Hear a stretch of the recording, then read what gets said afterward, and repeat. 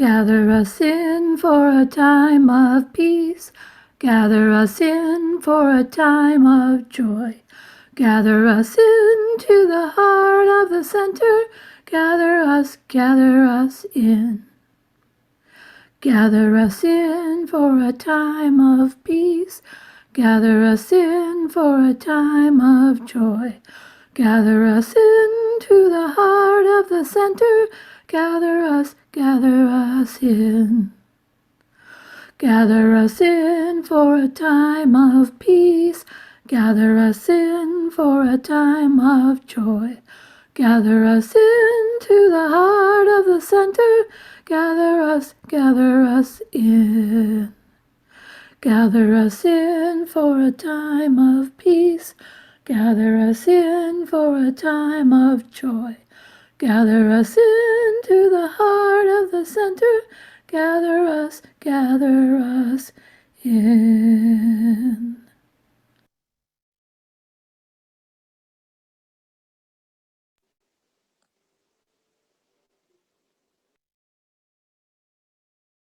Thank you, Gretchen, for that lovely opening. Good morning, friends. I want to extend a warm welcome to you today.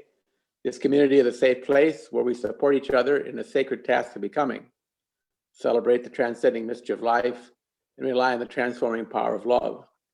This Sunday is the last Sunday of the year. In this service, we will look at how this community has sustained us in these dark political and pandemic times.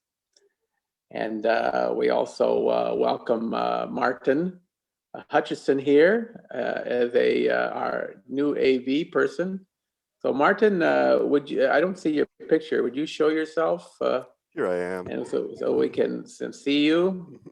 So Martin, you live in Massachusetts? I do. We just bought a house out in Western Mass, and I just got married this week. So it's been a big old year for me. Congrats. Congratulations on your, and it's now, which one of you would you say is the smartest, you or her? Oh, her by a mile. Yeah, that's not even a question. Good answer. I think you're well on the way to having a very successful marriage. Thank you. Anyway, welcome. We're glad that you're going to be doing this for us, and glad that through technology you can do it from Massachusetts.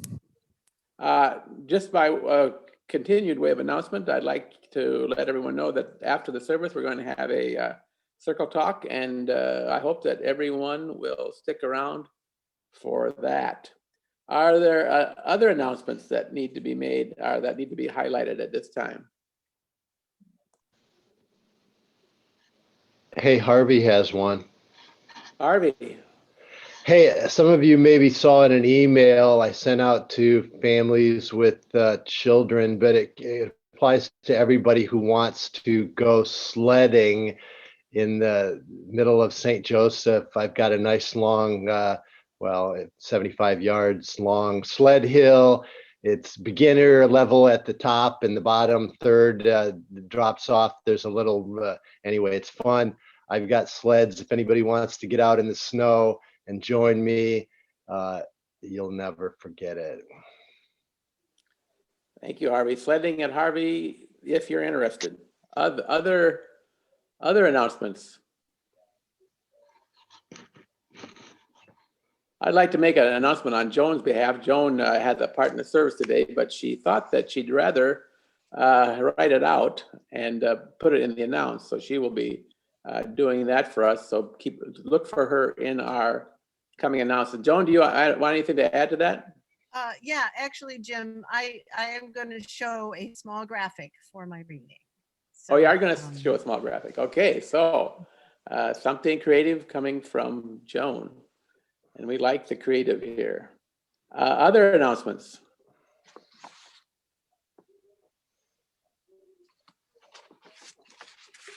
If not, we have a special treat. Beth LaFleur, our board president, will be reading her end of the year letter to the congregation. All right. Beth? Yep. Can you hear me? We can. Yeah, my internet has been a little in and out today. Just to warn you, I may go in and out. Just tell me if I do.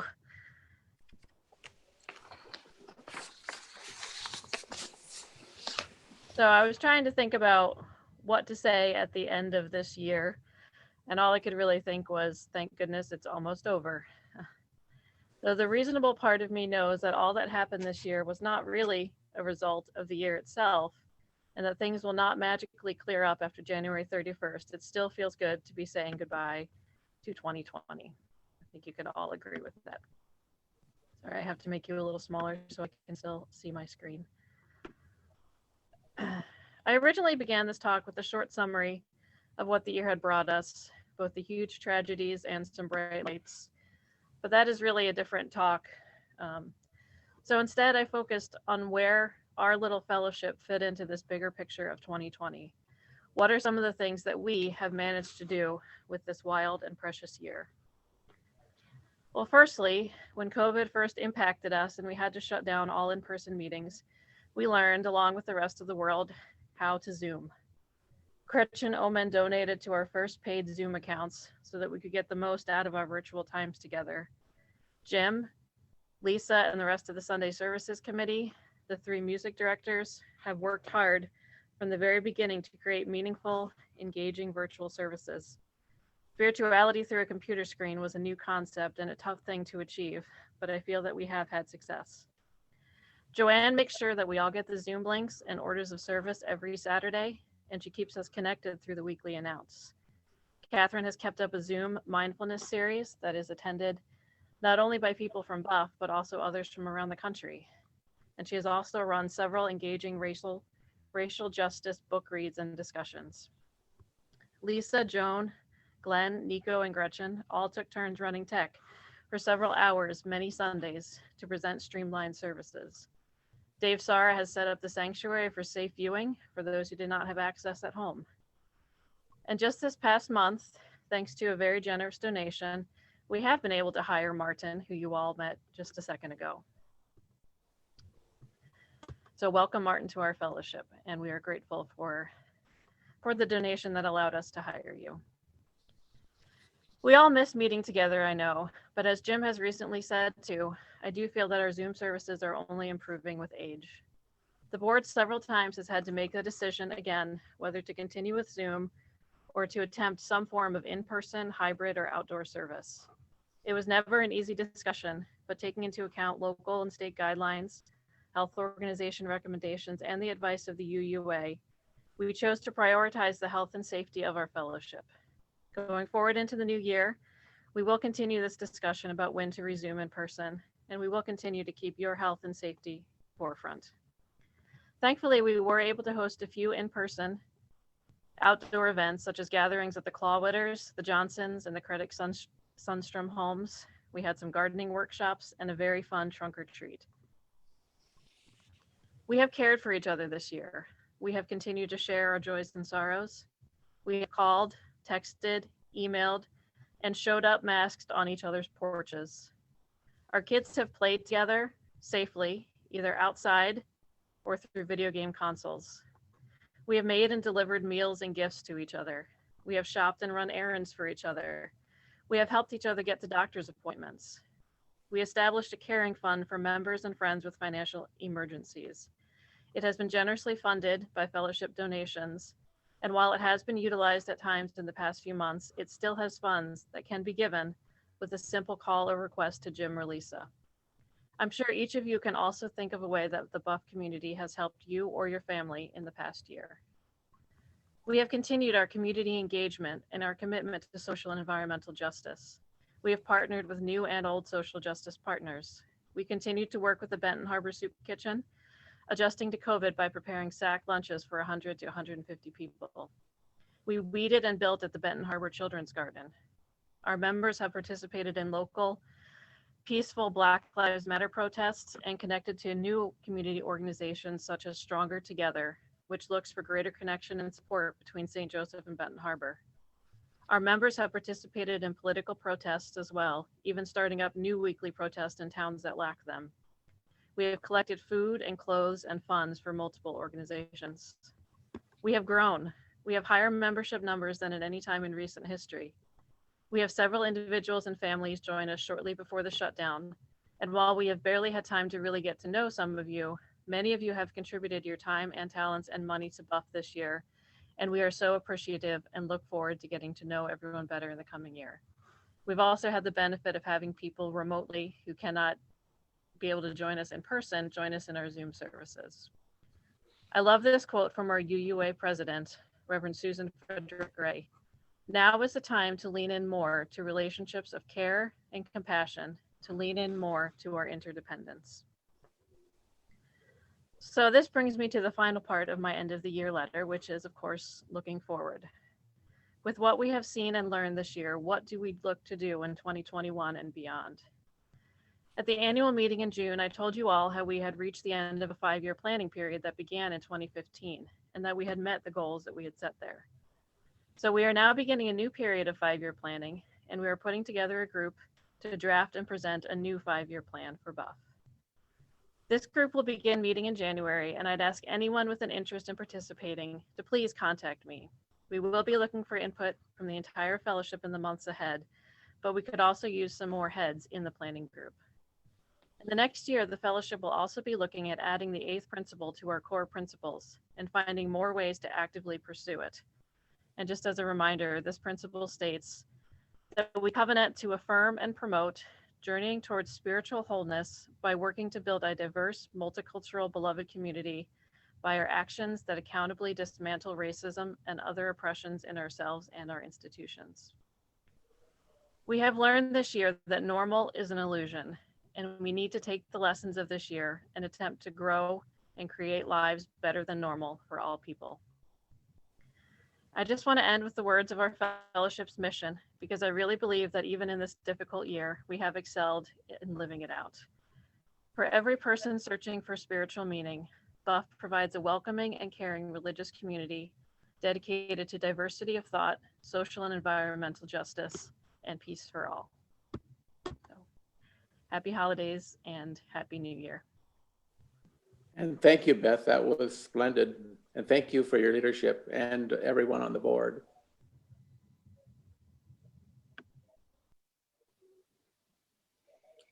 And now our opening hymn.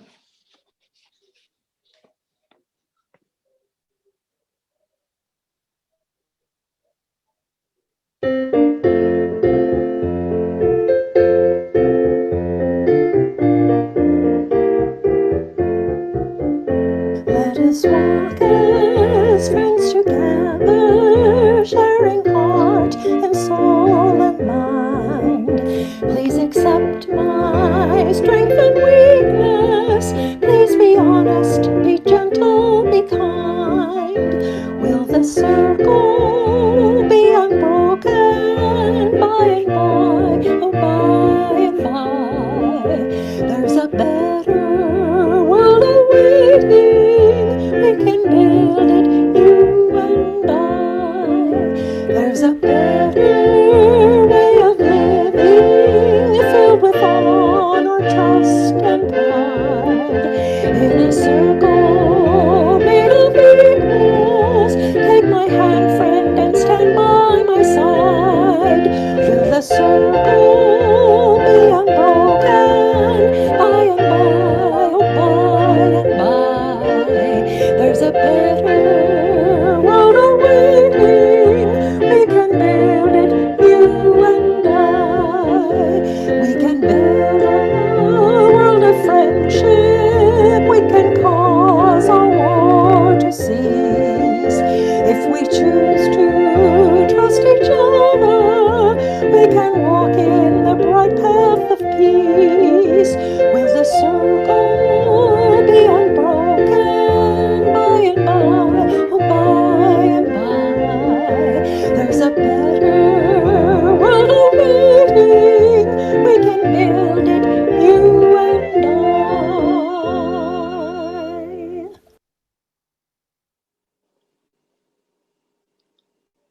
Now Glen and Suzi will light our chalice. Though our lives are full of uncertainty, we can be sure of one thing: the love that burns within us, represented by this chalice flame. Be reminded now of the light within you, and know that others here see it and celebrate it as we gather in our beloved community. Amen.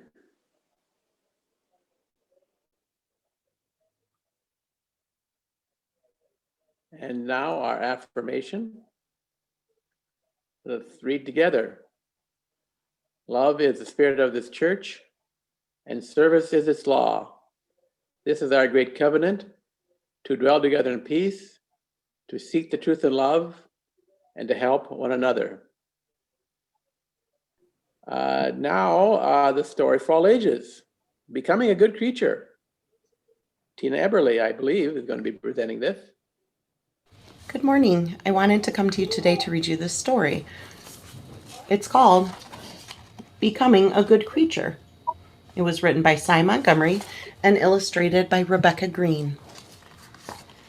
School is not the only place to find a teacher.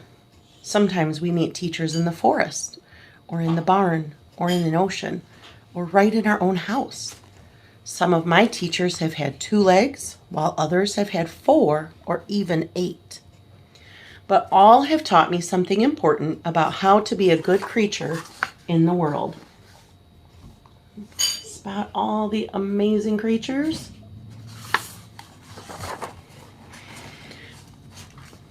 Find good teachers. When I was a little girl, I wanted to be a dog. I wanted to run really fast and see in the dark. I wanted to understand the sounds of my neighborhood, both wild and tame. But nobody could show me how, until Molly. Molly was only a puppy when she came to live with us, but she was already gifted with special animal powers, so I watched her.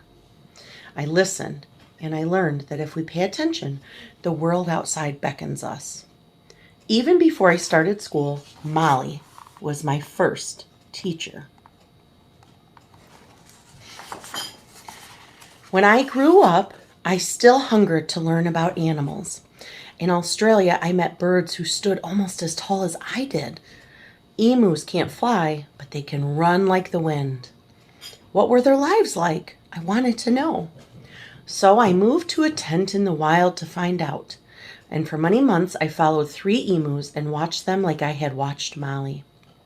They showed me where they traveled and what they ate. And while I followed them, they also showed me my own path. I would go to the places where animals lived. Each would be a new teacher, and I would write their stories.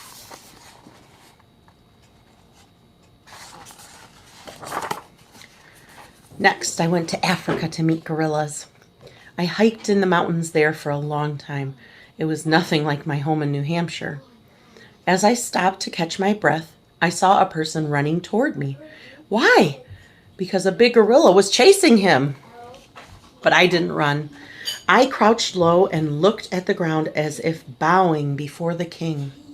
The gorilla stood, beat his chest, and let out a roar. And when he saw that I understood that he was boss, he turned and calmly led me to meet the gorilla family. Ever since that day, I've respected my animal hosts and their homes.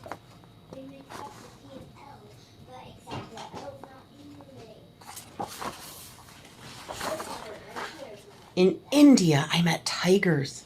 In Africa, lions.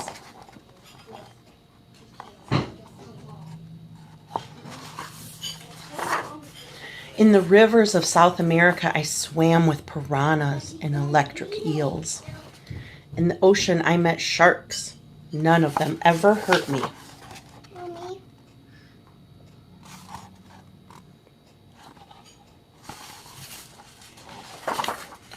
I traveled to Australia again, this time to meet a different bird, the cassowary. I always get that one wrong. Like the emu, it's a tall bird who runs instead of flies. I was eager to meet one and spend a week trekking through the rainforest home. No cassowary. An hour before I had to leave, I went one more time to say goodbye to the beautiful empty jungle. A cassowary stepped out from behind the trees before me. He was close enough to me that I could see his eyelashes. I was so glad that I had waited.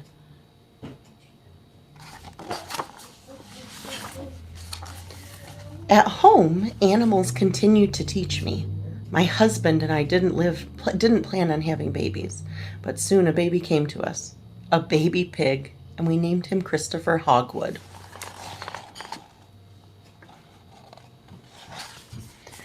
The two little girls and their mother moved in next door. They saw Chris in the backyard and came to visit every day. He was a very happy pig. We weren't all related, but Christopher showed us that it didn't matter. We became one big happy family.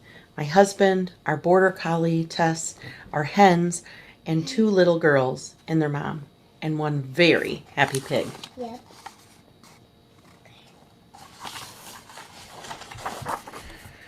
I'd heard it all before. Hyenas are ugly. Hyenas are lazy. Hyenas are thieves. They steal food from lions. Everyone said so, even the Lion King. Then I visited a hyena den. The fluffy cubs wrestled like plain puppies. Mothers tenderly licked their babies. And they weren't stealing foods from lions. More often, lions stole food from them. There's some dad. Yep. Hyenas reminded me that what everyone says is not always true.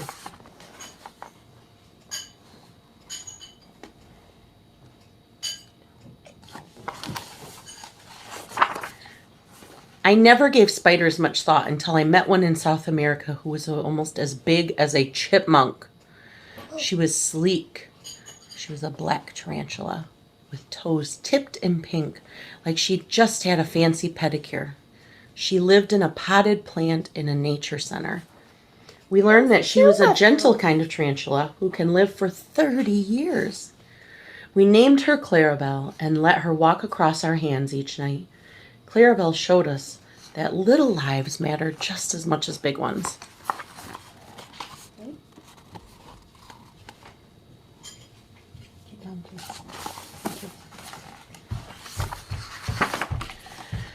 One Christmas morning, I found an intruder in our hen house, a white-coated weasel. Though tiny, weasels are fierce. They catch and eat animals much bigger than themselves, and they even eat chickens. Towering above him, I looked into the weasel's black eyes. Fearlessly, the little weasel stared back. How brave he was, and how beautiful in this snowy winter coat. I was dazzled by his determination and couldn't be angry at his will to survive.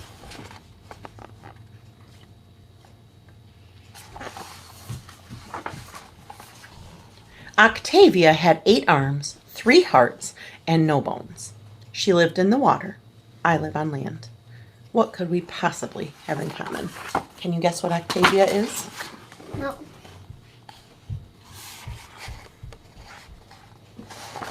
She's an octopus. Well, we both like to play. As different as we are, we became friends. I'm done with my food.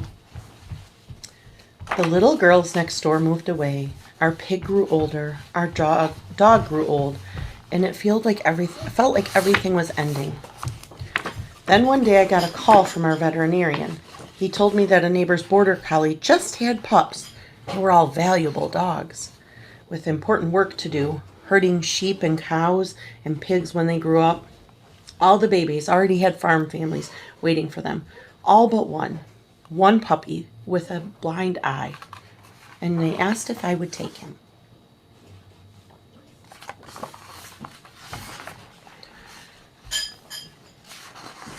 Thurber taught me the best lessons of all. Even in the darkest time, there may be a wonderful new teacher waiting for you right around the corner.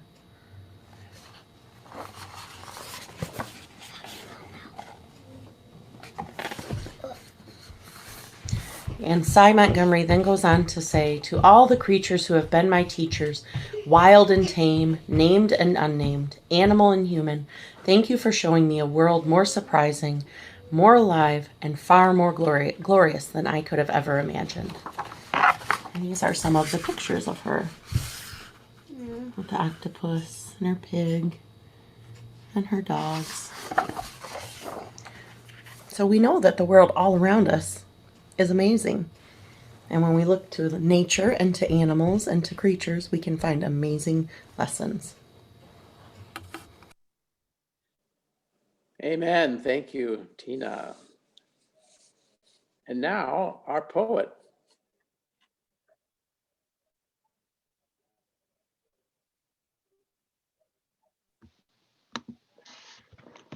Hey, I better go live now, huh? Or send in a recording quick. Hey, this is Harvey Johnson. Just wanted to say to all of you, I appreciate all of you. I'm grateful to BUUF, help sustain me. I know that's true for many of you also.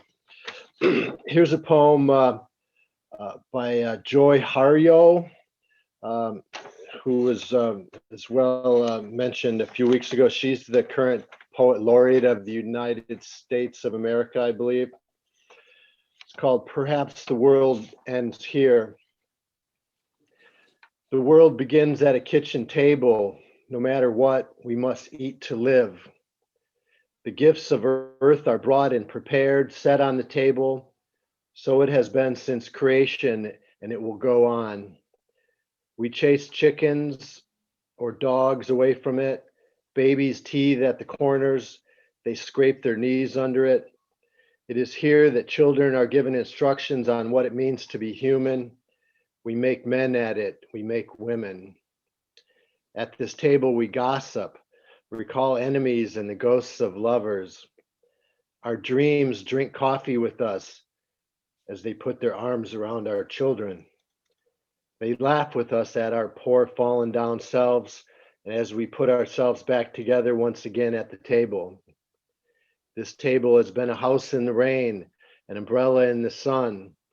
Wars have begun and ended at this table. It is a place to hide in the shadow of terror, a place to celebrate the terrible victory. We have given birth at this table and have prepared our parents for burial here. At this table, we sing with joy, with sorrow. We pray of suffering and remorse. We give thanks. Perhaps the world will end at the kitchen table while we are laughing and crying, eating of the last sweet bite. Thank you, Harvey. Amen. Now let us read in unison our offering words when they appear on the screen.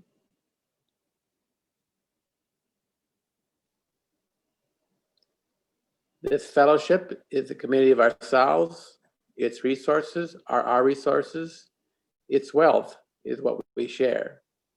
As we contribute to the life of this community, we affirm our lives within it. And thank you all for your generosity that continues to allow us to continue. And now, Nancy Gilpin will bring us something special from the Social Justice Committee.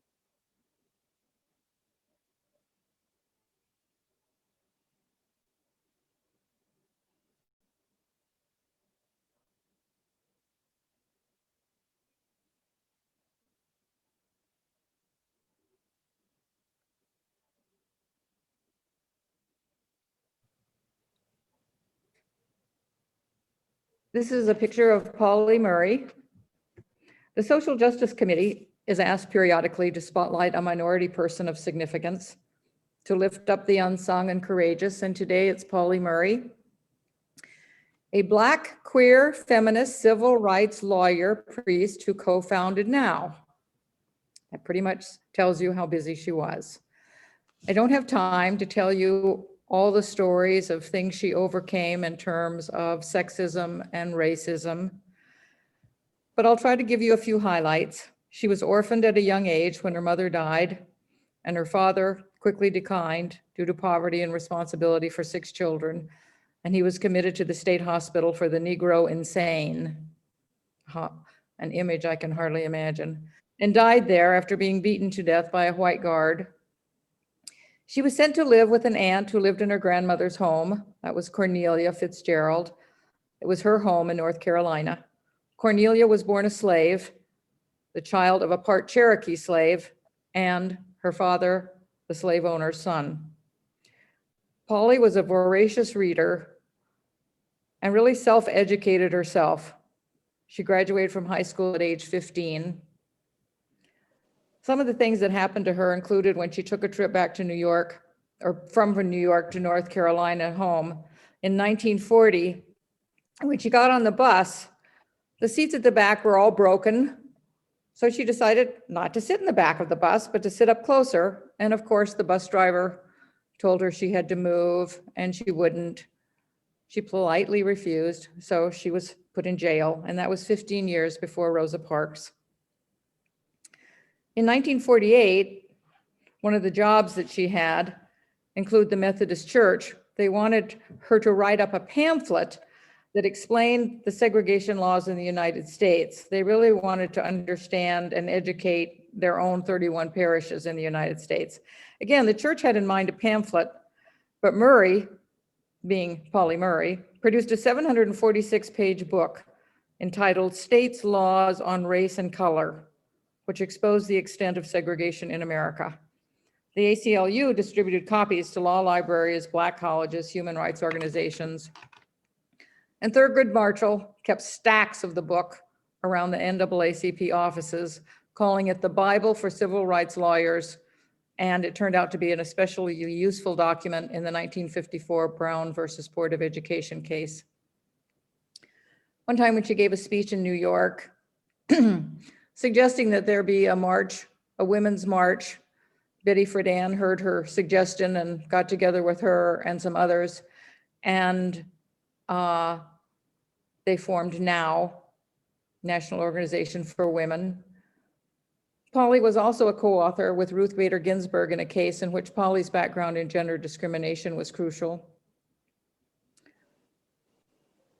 She studied at Yale Law School in 1965, becoming the first African American to receive a Doctor of Science of Law, and Yale has since named a residence hall in her name. It wasn't easy for her to get to that point. She had already been turned down by Columbia and Harvard. They didn't accept people of her race. She was a friend of Eleanor Roosevelt and served to help this First Lady become more aware of the challenges faced by working women, the poor, and communities of color. She served as a consultant to President Franklin Roosevelt and to John Kennedy as well, and served on Kennedy's Presidential Commission on the Status of Women.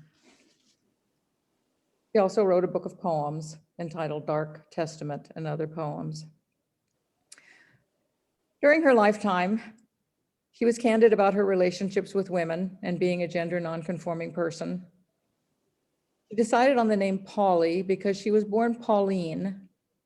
She tried out Paul for a while. That didn't sound right to her either. So she decided on Polly as a compromise, P-A-U-L-I. She didn't write much about her gender nonconforming issues in her autobiography. It was extremely painful. I mean, she had undergone a great deal of sexism and even came up with the term Jane Crow as a term applying to sexism, just as Jim Crow applies to racism.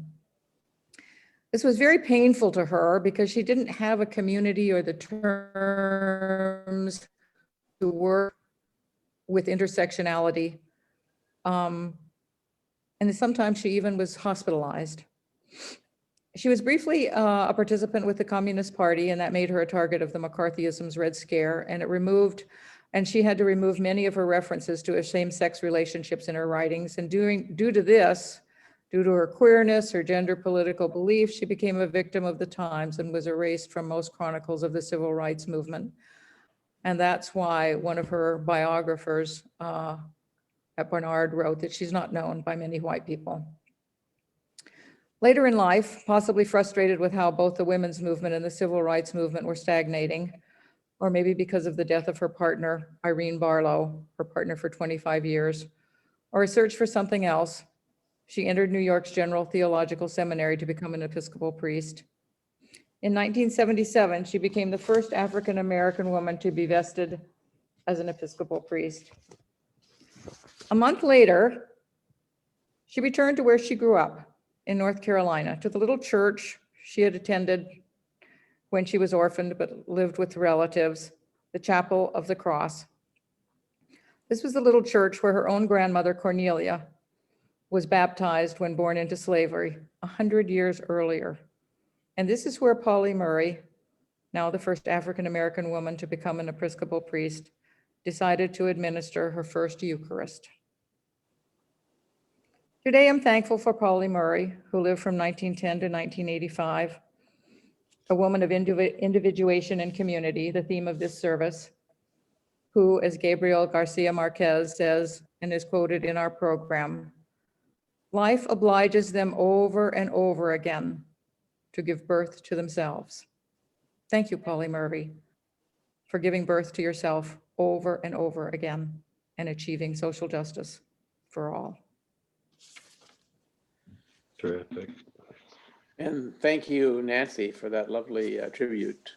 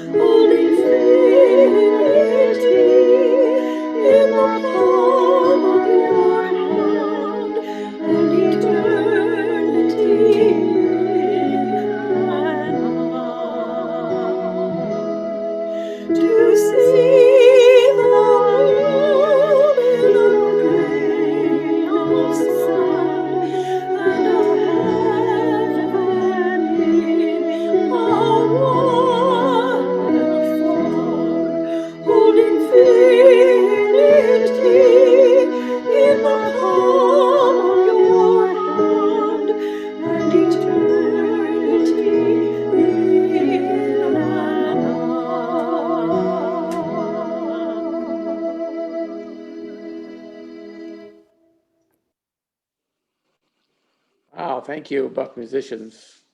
That was very, very artful visuals on that. And now our reading from Joan Guilfoyle. Morning, everybody. It's nice. I can see the gallery of faces as I speak to you. As many of you know, oh, I don't want to see myself. Hold on. I got to change it back. Okay, here we go. I want to see you. As some of you know, I was a park ranger early in my career, and throughout it, I had lots of opportunities and was expected to give lots of talks here and there on various subjects, large and small.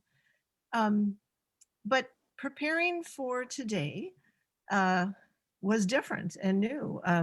I texted or Zoomed with Lisa and Martin last night to kind of go over some logistics, and I said, I don't have anything written down for tomorrow. That's so unusual for me. I always know what I want to say. And I didn't really know what I wanted to say about what BUUF means to me, which is what I was asked to speak about. And now, this point in the service, I realize I didn't have to write anything down. I can just speak to you from this moment, from my heart, because what I just see and what we just experience today and every Sunday is exactly what BUUF means to me. It's learning, it's growing, it's new things, it's old things, it's voices, it's faces, it's energy, it's love, it's challenging. It's everything that a family is or can be in the world. I don't happen to have it that closely with my blood family, but I certainly feel it with this one. And so I wanted to show you, this is all I was going to show and not say a word, but I'll show you my little graphic that I did this morning. Whoop, whoop, whoop, whoop. There we go.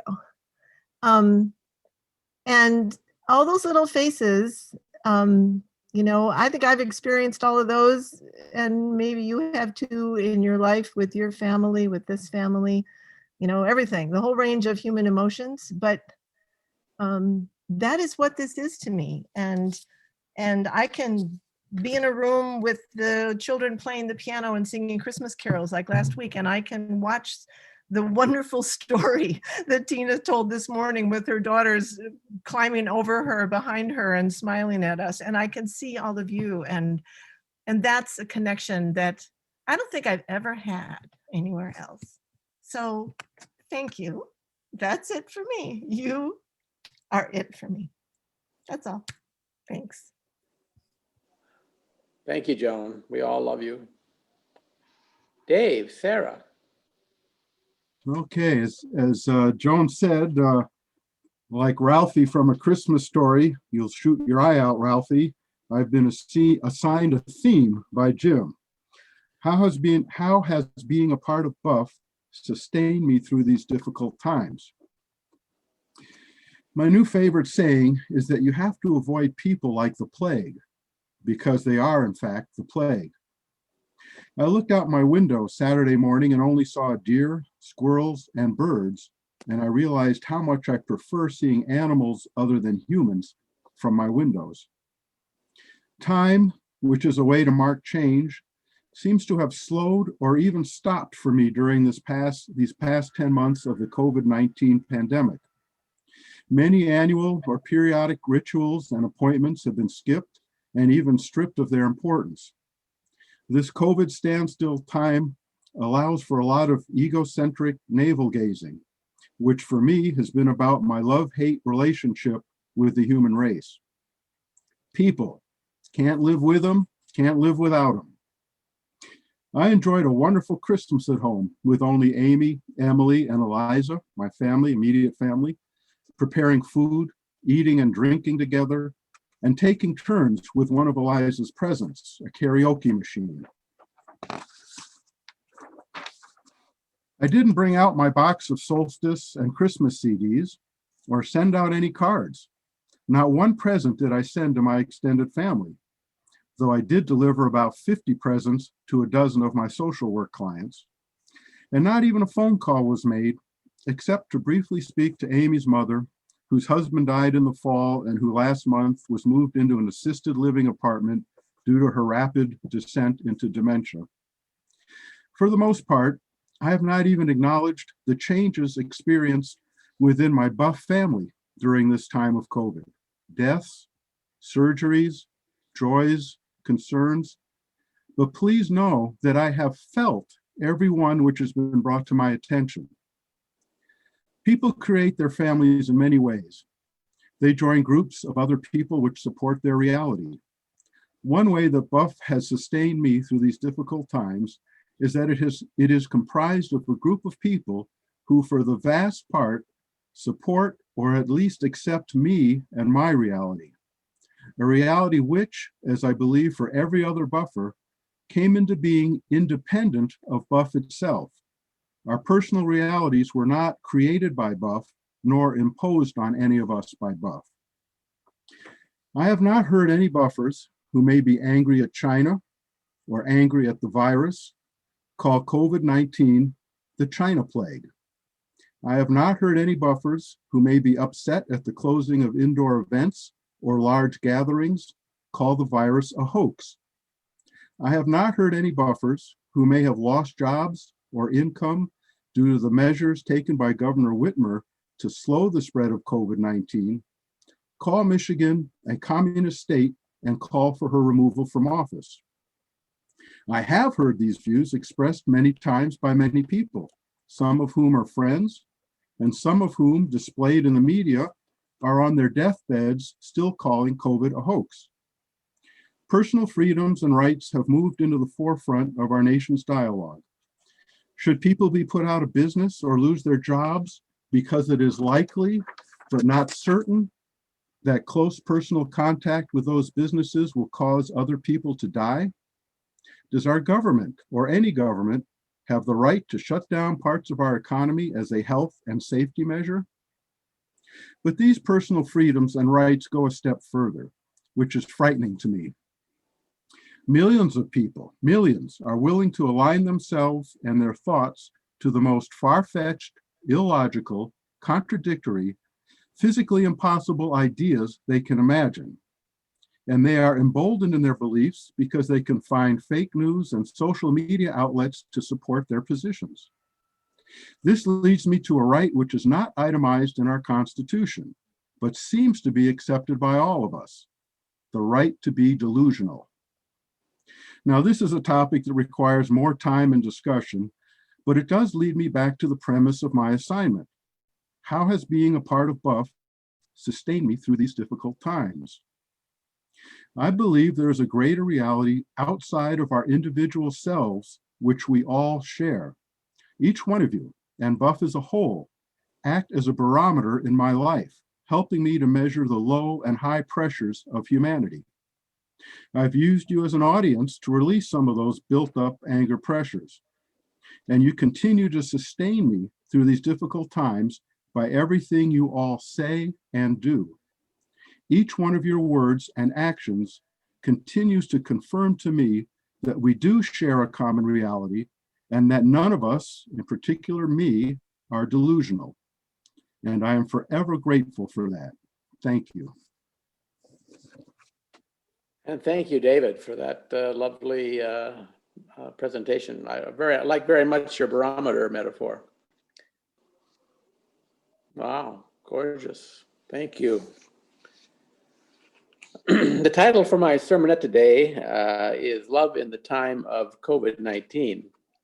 I'm not talking about romantic love, though that would be an interesting topic. I'm talking about the love that can set us free and sustain us in dark times. The kind of love that truly allows us to transcend our social programming, even our physical bodies, and time and space itself, so that we can participate in the eternal dance. The question that might be popping up in your mind is, where can I find that transcending love, Jim? The sustaining, transcending, individuating love that I need to navigate the darkness. The answer is simple, the doing is hard. To find the love that sustains and transcends, we begin by loving what we love. Loving what we love is like a thread that we can follow, that can over time expand our capacity to embrace life and love our fellow human beings and our planet. Loving what you love is unique to every individual. Darwin, for instance, loved beetles. Lincoln loved the law and life of the mind. In this congregation, Dennis Higdon is fascinated by stamps. Harvey Johnson loves the little ravine in his backyard. Candace Onwiller loves spiritual music. Nan Lundeen and Janice Surface love poetry. Clark Gilpin loves the beauty of language well used. And Lisa Fuller loves BUUF. We're not talking about some abstract, monumental love. We are talking about those things which you cannot keep your mind from which you cannot keep your mind, those things by which you are fascinated. This simple love is the love that, if nurtured, can draw us into a greater transcending love. The problem is that there is considerable impediment to following this thread of love. The foremost impediment lies within the mind itself. Most of the energy of the mind is taken up by running the algorithms of social programming.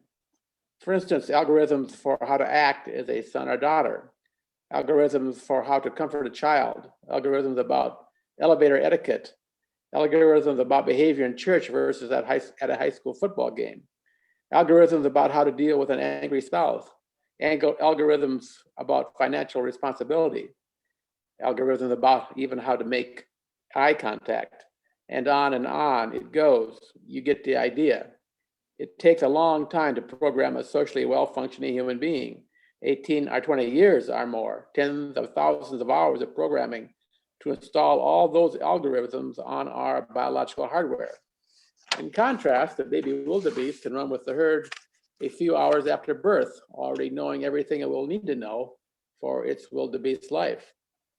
All those algorithms, all the time running in the background of our minds, leave us little energy to love what we love and to follow that thread to transcendence. Right now, you might be thinking, well, how did this happen? How does pulling on the thread of what you love lead to individuation and transcendence? You know you're pulling on that thread when the creative imagination engages and there is a desire to actualize your imaginings. This is when the mind realizes that the desire to actualize the creative imagination is something far different than the mere running of the algorithms of our social programming. It is like a small flame in the wilderness. It is something that cannot be programmed. It is completely novel. It is a profound connection to the whole of the universe, calling you into a greater life.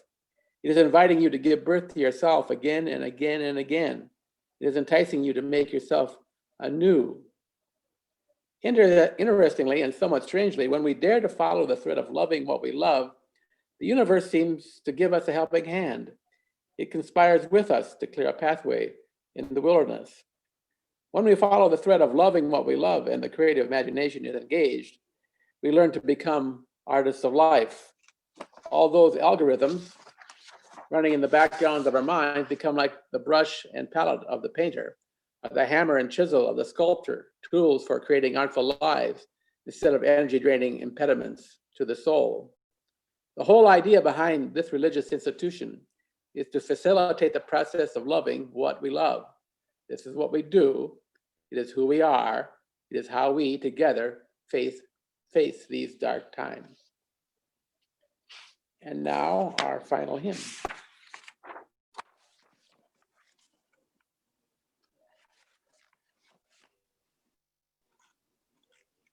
This emergency broadcast of Bohemian Rhapsody for Chairman Ralph Original, Burning Bridges.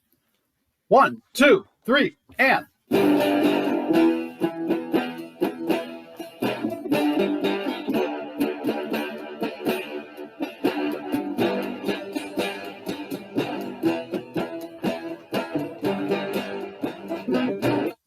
Looking on it now, I don't know how we ever got this far, with rubber bullets everywhere and something in the air, and all of the survivors will learn the fine art of surfing undercover,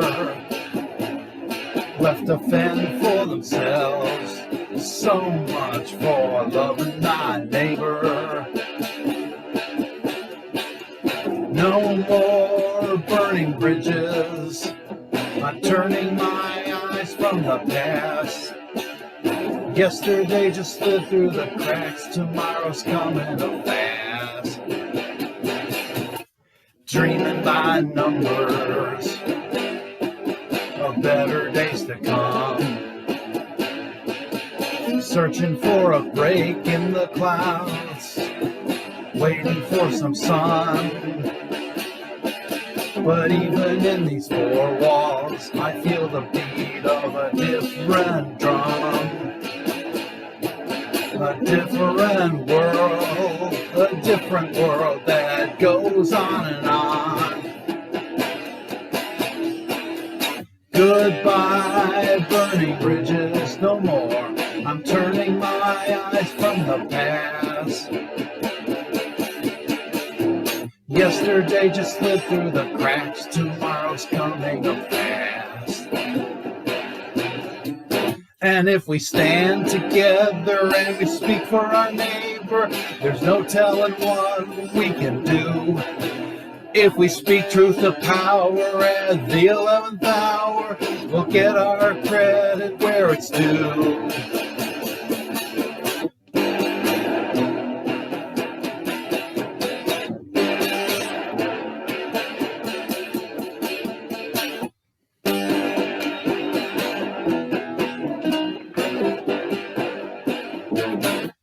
Riding out the dark train of this long hot summer,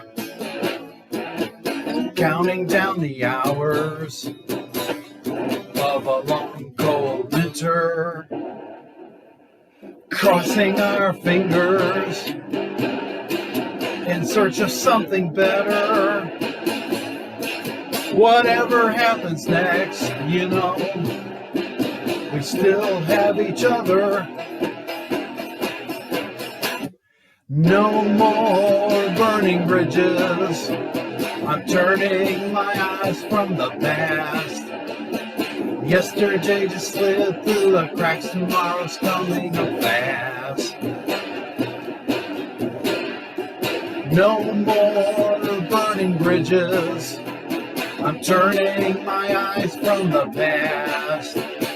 Yesterday just slid through the cracks. Tomorrow's coming up fast.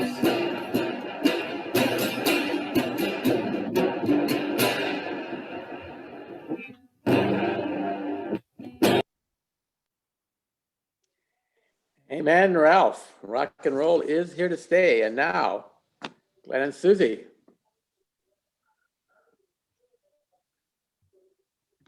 As we extinguish this chalice, may we remember the light of love that we shared and received today. May we be sustained by the warmth of our community until we meet again. Amen.